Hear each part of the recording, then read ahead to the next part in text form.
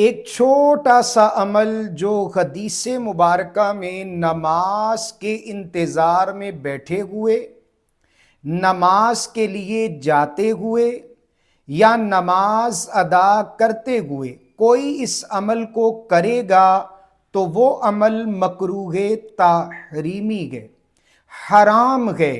یہ میں نہیں کہہ رہا، اللہ تعالیٰ کے پیارے محبوب نبی صلی اللہ علیہ وآلہ وسلم نے ارشاد فرمایا ہے۔ بڑی ہی توجہ طلب بات ہے، آخر وہ کون سا اتنا چھوٹا سا عمل ہے جسے میرے اور آپ کے نبی صلی اللہ علیہ وآلہ وسلم نے مکروہ تحریمی قرار دیا ہے، حرام قرار دیا ہے۔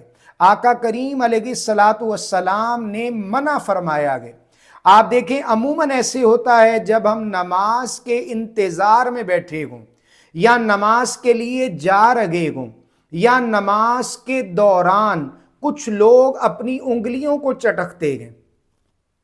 یہ اس طرح اپنی انگلی کو چٹکنا یا دونوں ہاتھ نیچے رکھ کے اس طرح اٹھنا کہ یہ پٹاخے نکل جائیں، چٹکانا، اس سے حدیث مبارکہ کے اندر اللہ تعالیٰ کے محبوب نبی علیہ السلام نے منع فرمایا گیا۔ کب؟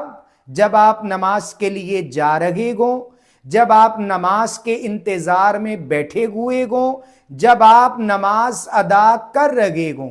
اس کے علاوہ بلا کراہت ممانت نہیں گئے۔